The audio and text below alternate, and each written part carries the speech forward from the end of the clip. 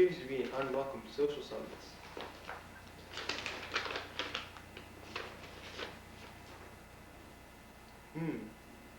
It may be of some interest after all. Not a social call then? Distinctly professional from a noble client. Congratulations. Yet, the status of my client is less important to me than his case. You've been reading the newspapers lately? Yes, I have. You must then close me up on the recent events that you have read about in relation to Lord St. Simon and his wedding. The letter is from the very same man. I will read it to you, and in return, you must turn over these papers and let me have whatever bears upon the matter. My dear Sherlock Holmes. An acquaintance tells me that I may place implicit reliance upon your judgment and discretion. I am going to call upon you at 4 o'clock in the afternoon in reference to my wedding. Should you have other plans, I hope that you will postpone it. Yours faithfully, St. Simon. He should be arriving in less than an hour. I have just enough time to clear upon the subject. Well, most of these articles are quite recent. Let's see. Lord Robert Walsingham de Vere St. Simon, second son of the Duke of Balmoral, 41 years of age. A marriage will very shortly take place between Lord Robert St. Simon, second son of the Duke of Balmoral, and Miss Hattie Doran, only daughter of Aloysius Doran of San Francisco, California, USA. Anything else? Well, the marriage will be absolutely quiet at St. George's in Hanover Square. Only 6 intimate friends were invited.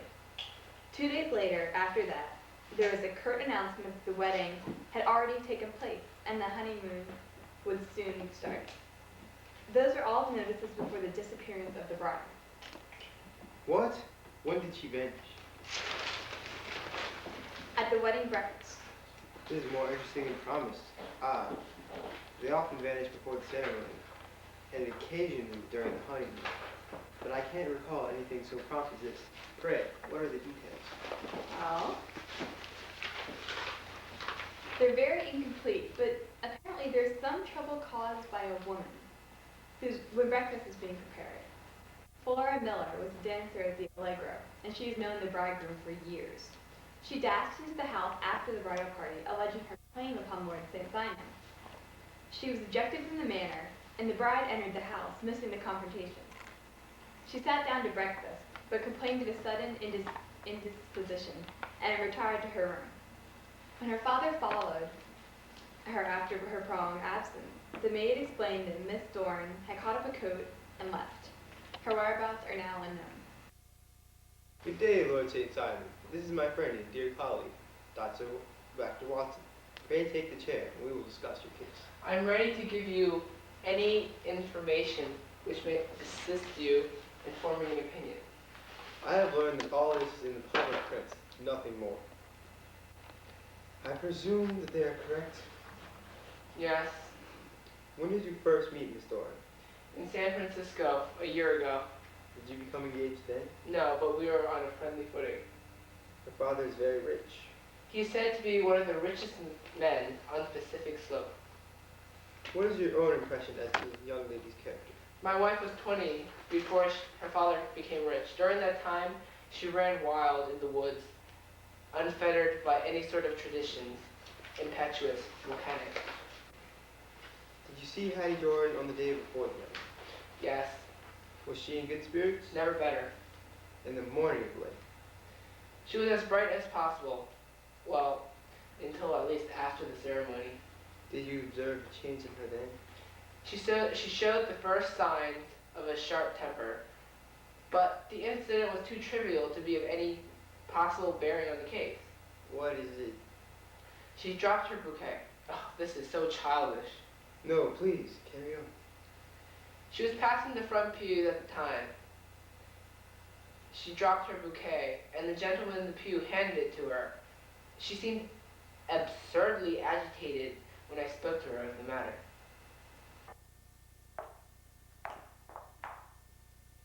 Talked to her maid, Alice, an American who came with her from California.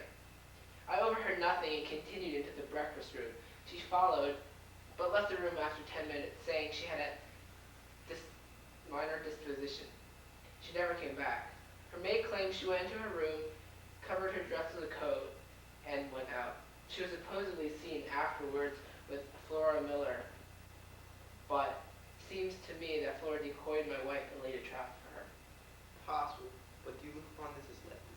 No? I believe I have a conceivable hypothesis. I think I have all my data. May I ask whether you were seated at the breakfast table so you could see out of the window? I could see the other side of the road and the park. I think I need not detain you any longer. I shall communicate with you. Come in. Good day, Mr. Holmes, I presume. I am in charge of the St. Simon case at Scotland Yard. I've been told that you've been hired to add aid to this case. That is correct. I've come for advice. I can make neither head nor tails of the business. Why are you here? I've been dragging the Serpentine in search of the body of Lady St. Simon. Oh, have you dragged the basin in Trafalgar Square, Copy? What do you mean? You have as good a chance of finding her in the one as in the other. I suppose you know all about it.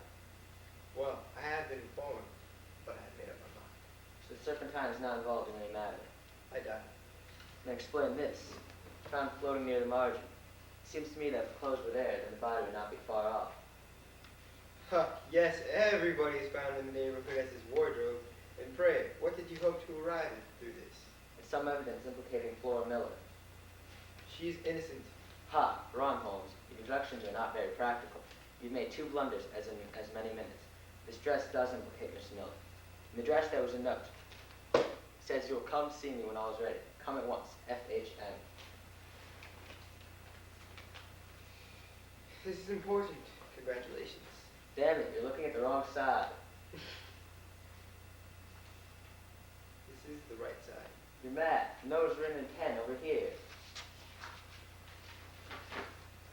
And over here is what happens to be the fragment of a hotel note, which interests me. October 4th, rooms, 8 shillings. Breakfast, 2 shillings. 6D, cocktail, 1 shilling. Lunch, 2 shillings. 6D, glass, share, 8D. I'm wasting of time here. I believe in hard work, not sitting by fires and spinning fine theories. Goodbye. I think we can be expecting some company for dinner. Here they are now. Please, come in. Why St. Simon? Dr. Watson, Mr. Holmes? My messenger reached you? Yes, your letter was very disturbing. I am sorry. What will the Duke say when he hears that the family has been humiliated? It is the purest accident. I can't allow that there is any humiliation. I fail to see that anyone is to blame. I can hardly see how the lady could have acted otherwise. It is undoubtedly to be regretted. But what is past is over. You must make allowance. It was public slight. I will make no allowance. I'm very angry indeed. For I have been used, shamefully used. Ah, Lord St. Simon, follow me to introduce you to Mr. and Mrs. Francis Moulton. I think you already know the lady. Ah, here comes Miss Haddingdorf now. I know you're angry, Robert. Pray, make no apology to me.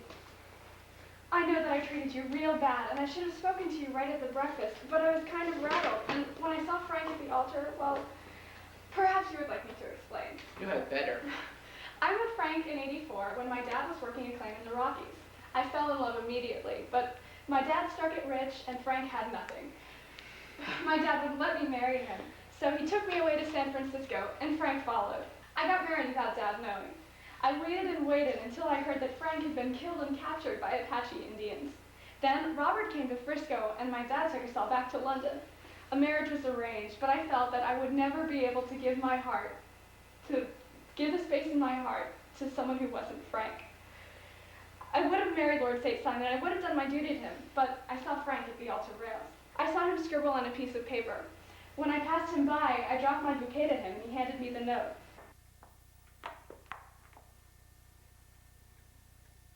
At breakfast, I saw him out of the window, and I crossed to the park. Some woman came to me about her claim on Lord St. Simon, but I managed to get away from her. Me and Frank caught a cab and drove to his lodgings. I'm sorry, Robert. I'm very sorry. I've given you pain, and I hope you'll forgive me.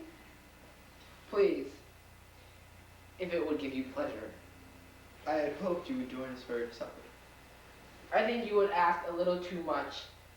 I may be forced to acquiesce with the recent developments, but I can hardly be expected to make merry over them. Good night.